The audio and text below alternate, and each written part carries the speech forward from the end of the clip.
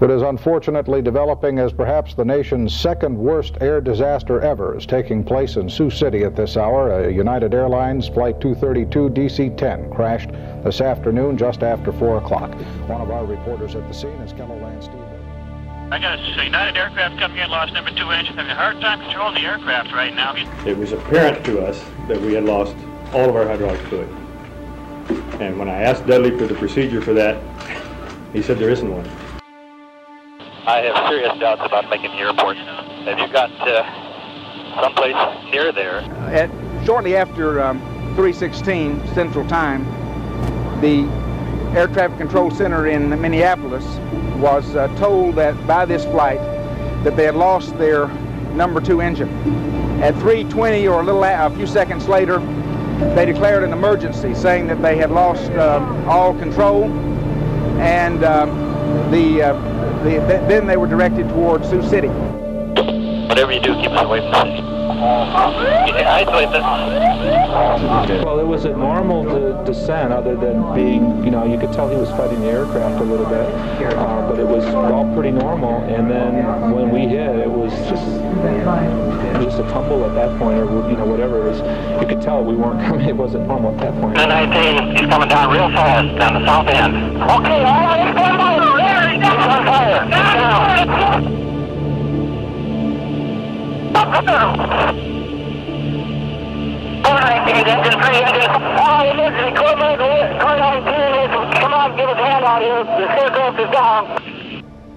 It was 30 years ago that United Airlines Flight 232 crashed in Sioux City, Iowa. In this Kelloland.com original, we are looking back at one of the deadliest aircraft disasters in American history. The investigation is continuing tonight. Kelloland TV was one of the first crews on the scene and covered non-stop for days for both our viewers here in Kelloland and across the country for CBS News.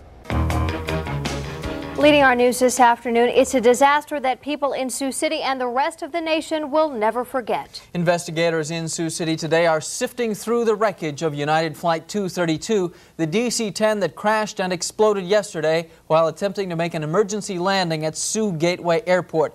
Kelloland's Jessica Armstrong is standing by live at the scene and joins us via Spacelink. Jessica, what's the latest?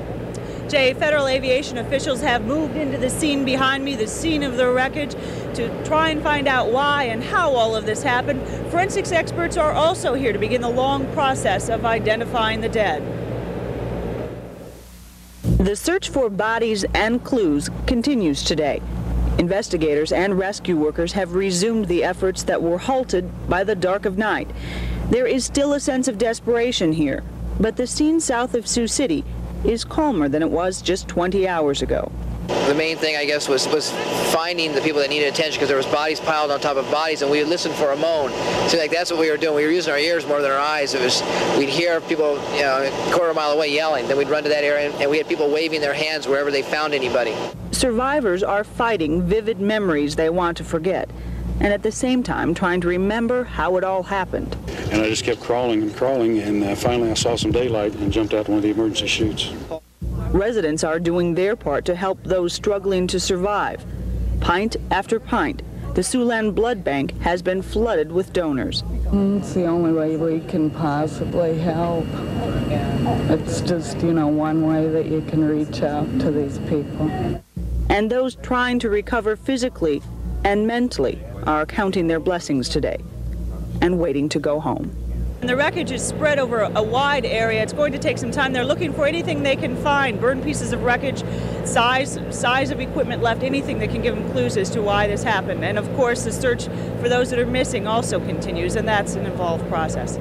By the latest count, it seems that about 170 people or so ended up surviving that crash. Just seeing the wreckage behind you and in the distance, it must be incredible to believe that many people could survive a wreck like that. There's a lot of people shaking their heads, amazed that they walked away from this all and are doing all right. We talked with some people that are doing well and are just, as we said, waiting to go home. We'll have a little bit more about their story tonight. All right. Thank you very much, Kelloland's Jessica Armstrong, with what is in some ways a rather good story in that more people were not killed. An engineer familiar with the DC-10 says it's nothing short of a miracle that the pilot steering United Airlines Flight 232 was able to bring the plane down. The plane reportedly lost its hydraulic system. A DC-10 expert says that system controls virtually every function of the plane. The retired flight engineer says any pilot who could bring down a DC-10 without its hydraulic system should be elected to the Aviation Hall of Fame. Captain Al Haynes and Second Officer Dudley Dvorak remember the disaster from their front seat view. We must not forget that 111 people perished in this accident. And to their families and their friends, I would like to say that this crew, and in fact the entire industry, is dedicated to finding the cause of this accident, so maybe we can never have it happen again. The NTSB ruled in this report that a failure by United Airlines maintenance to detect a small fatigue crack led to the disaster. The agency also praised the actions of the flight crew for saving so many lives. And in a simulation during the investigation, not one pilot could recreate a survivable landing. All I have are some bumps and bruises, and as far as the emotion part of it, I don't know. I'd have to ask a psychiatrist or a psychologist about that. Good evening. The latest tally shows 184 survivors, 76 known dead, with hope fading fast for 33 more. As investigators try to piece together what happened on United Flight 232 in Sioux City, survivors are piecing their lives back together this evening. KELOLAND's Jessica Armstrong is with us in Sioux City Live. Jessica? Steve, as rescue workers continue their work at this hour, trying to recover bodies and account for all the missing, those who were fortunate enough to survive all of this are dealing with mixed feelings of happiness and grief all at the same time.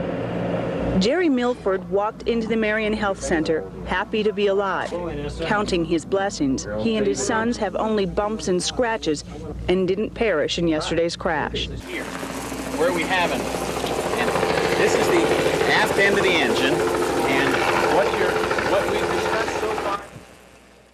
Captain Alfred Haynes credited 3 things to make this crash survivable as it was. It happened during daylight hours in good weather. It happened during shift change at a regional trauma and burn center, making more medical personnel ready, and it also happened while the Iowa Air National Guard was on duty at the airport. More than 285 people were ready at the base to help. There is no hero. There is just a group of 4 people who did their job, and it was an unusual circumstance, but we put our best resources and knowledge together and did what we thought was best.